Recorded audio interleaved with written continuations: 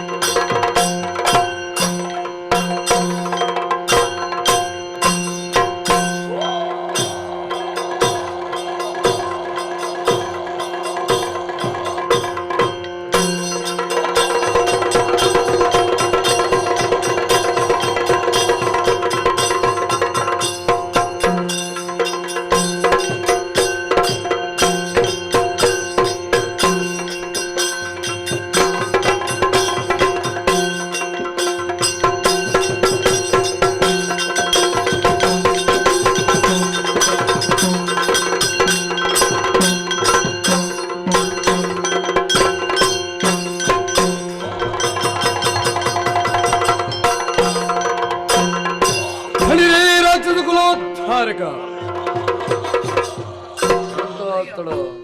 ಮೂರು ಲೋಕಕ್ಕೆ ಕೇಳಿ ಬಂದಿರಿ. ಬಲಿರಾಯನೊಂದಿಗೆ ಹೊರಟು ಬಂದ ಕಾರ್ಯ ವಿಷಯ ಬಹಳ ಇದೆ.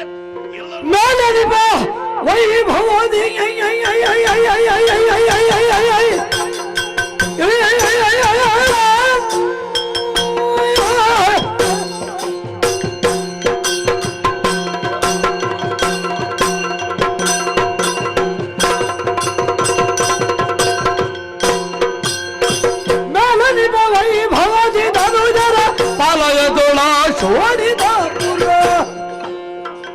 ಅದು ಅತಿ ಬಲ ಬಲಿಯುತ್ತಾನೋ ಲಗದೊಳು ಪಿತ್ತ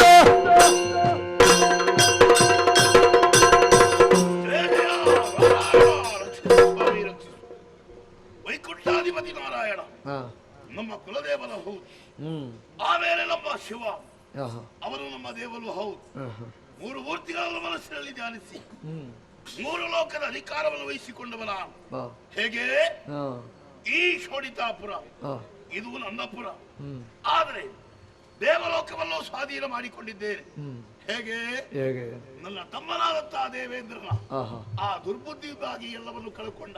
ಆಹಾ ಉಳಿದಂತಹ ಪೀಠವನ್ನು ಉಳಿಸುವುದಕ್ಕಾಗಿ ಹಾ ನಾರದರ ಮಾತಿನಂತೆ ದೇವಲೋಕವನ್ನು ಸೇರಿದವರ ಆಹಾ ದೇವಲೋಕದಲ್ಲಿ ಹಾ ಬುದ್ಧಿವಾದವನ್ನು ಹೇಳಿದೆ. ಬುದ್ಧಿಯ ಮಾತು ಕೇಳುವಂತಹ ವ್ಯವಧಾನ ದೇವೇಂದ್ರನಿಗಿಲ್ಲದಾಗಿ ಹೋಯಿತು. ಹಾ ಆಮೇಲೆ ಎರಡು ಬಾಲಿಸಿಯಾದರು ಹಾ ದೇವಲೋಕದ ಪೀಠವನ್ನು ಸ್ವಾಧೀನ ಮಾಡಿಕೊಂಡಿದ್ದೇನೆ. ಆಹಾ ವರವಿರೋಚನ ಪುತ್ರ ವೈರೋಚನ ಹಾ ಬಲಿಚಕ್ರವರ್ತಿ ಎನಿಸಿಕೊಂಡಿದ್ದೇನೆ. ಹ್ಮ್ ನಮ್ಮ ರಾಕ್ಷಸ ವೀರರು ಹಾ ಸಂತೋಷದಲ್ಲಿದ್ದಾರೆ. ಆಹಾ ತಿನ್ನುವುದಕ್ಕೆ ಉಣ್ಣುವುದಕ್ಕೆ ಯಾವ ರೀತಿಯ ಕೊರತೆಯೂ ಇಲ್ಲ. ಹ್ಮ್ ಒಂದು ಕಡೆಯಲ್ಲಿ ತಿನ್ನುವುದಕ್ಕೆ ಎಲ್ಲ ಸಿದ್ಧರಾಗಿ ನಿಂತಿದ್ದಾರೆ. ಅಯ್ಯೋ ಅದು ಯಾಕೆ ಯಾಕೆ ನನ್ನ ವೈಭೋಗದ ವಿಷಯ ಆಹಾ ಅದು ವಿಶೇಷತೆ. ಹ್ಮ್ ಏನೇ ಇರಲಿ ಹಾ ಸಭಾಸ್ಥಾನದಲ್ಲಿ ಕುಳಿತಿದ್ದೇನೆ. ಹ್ಮ್ ನನ್ನನ್ನು ನೋಡುವುದಕ್ಕೆ ಯಾರೋ ಬಂದಿದ್ದಾರಂತಲ್ವಾ? ಹಾ ಯಾರದು?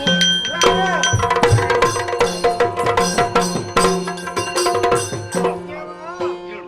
ನಮ್ಮ ಪರಮ ಪವಿತ್ರವಾದ ಉಭಯ ಚರಣಾರವಂದಳಿಗೆ ದೂತನ ಪ್ರಣಾಮಗಳು. ಆಗ್ಲಿ ರಾಯರೇ, ಏನು? ದ್ವಾರದಲ್ಲಿ ನಾನು ಕಾಯುತ್ತಿರುವಂತಹ ಸಂದರ್ಭದಲ್ಲಿ ಹಾ, ಬೇರೇನಲ್ಲ, ಒಂದು ವಿಶೇಷವಾದ ಪ್ರಕರಣ ನಡೆದೋಯ್ತು. ಏನಾಯ್ತಲ್ಲಿ? ಆವತ್ತು ದೇವಲೋಕವನ್ನು ತಾವು ಗೆದ್ದಿದ್ದೀರಲ್ವೇ? ಸರಿ. ಆ ಸೋತೋಡಿದಂತಹ ದೇವೇಂದ್ರ ಹಾ.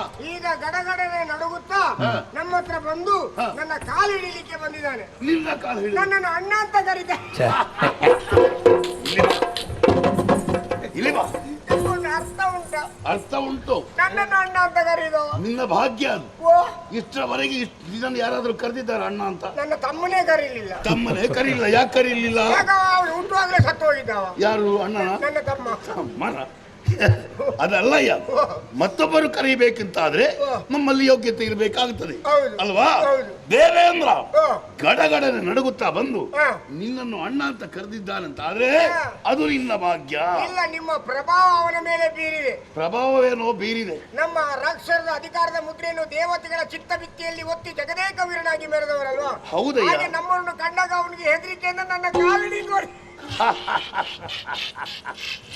ಸಂತೋಷ. ಓ, ಈಗ ಓ. ನಿನ್ನನ್ನು ಅಣ್ಣ ಅಂತ ಕರೆದ. ಹೌದು. ಅಣ್ಣನಾದಂತ ನೀರು ಏನು ಮಾಡಿದಲ್ಲಿ? ಏನಾಗಬೇಕು ಅಂತ ಕೇಳಿದೆ. ಶಾಬಾಷ್. ಅದು ಬೇಕಾದ ಹೌದು. ದೊಡ್ಡವರೆಲ್ಲ ಹಾಗೆ ಓ. ಏನು ಬೇಕು ಅಷ್ಟೇ. ಕೊಡುವುದಕ್ಕಿಲ್ಲದಿದ್ರು ತೊಂದರೆ ಇಲ್ಲ, ಏನು ಬೇಕು ಅಂತ ಕೇಳುವುದು. ಅಷ್ಟಾದ್ರೂ ಹಾ. ಮಾಡ್ಬೇಕಲ್ಲ. ಅಲ್ವಾ? ಅದಕ್ಕೆ ಏನು ದಾರಿದ್ರ್ಯವಾ? ಹಾ. ಏನಾಗ್ಬೇಕಂತ ಕೇಳಿದೆ. ಹಾ. ಬೇರೇನಲ್ಲ, ನಿಮ್ಮ ಒಡೆಯನನ್ನು ನಾನು ನೋಡಬೇಕು, ಒಂಚೂರು ಅವಕಾಶ ಮಾಡಿಕೊಡು ಅಂತ. ನನ್ನನ್ನು ಅಣ್ಣ ಅಂತ ಕರೆದಿದ್ದೇನಲ್ಲ? ನಿನ್ನಲ್ಲಿ ಕೆಲಸ ಇದ್ದು ಬಂದದ್ದಲ್ವಾ? ಇಲ್ಲ ಇಲ್ಲ, ನನ್ನನ್ನು ಕಾಣುವುದಕ್ಕಾಗಿ ಹಾ. ನಿನ್ನನ್ನು ಅಣ್ಣ ಅಂತ ಕರೆದ. ನೀವು ದೊಡ್ಡಣ್ಣ ಅಂತೆ. ಇಲ್ಲದಿದ್ರೆ ನಿನ್ನನ್ನು ಬಿಡುವುದಿಲ್ಲಲ್ಲ. ಹೌದು. ನೀನು ಬಿಡುವುದಿಲ್ಲ ಅವರನ್ನು. ಹೌದು. ಆಗ್ಲಿ ಹೇಳಿ, ನನ್ನ ನಾನು ಬರುವ ತನಕ ನೀವು ಅಲ್ಲಾಡಬಾರದು ಅಂತೇಳಿ ಹಾ. ಅಲ್ಲಿ ನಿಲ್ಲಿಸಿ ಬಂದಿದ್ದೇನೆ. ಹೌದಾ? ಅಪ್ಪಣೆ ಆದ್ರೆ ಮಾತ್ರ ದೂತ ಕಳಿಸಿ. ನನ್ನನ್ನು ಕಾಣುವ ಉದ್ದೇಶದಿಂದ ಅವರು ಬಂದಿದ್ದಾರಂತಾದ್ರೆ ಹಾ. ಅವಕಾಶ ಕೊಡುವುದು ನಮ್ಮ ಧರ್ಮವಾಗಿದೆ. ಹಾ. ಅದಕ್ಕಾಗಿ ಕಳುಹಿಸಿಕೊಡಿ. ಹಾಗೆ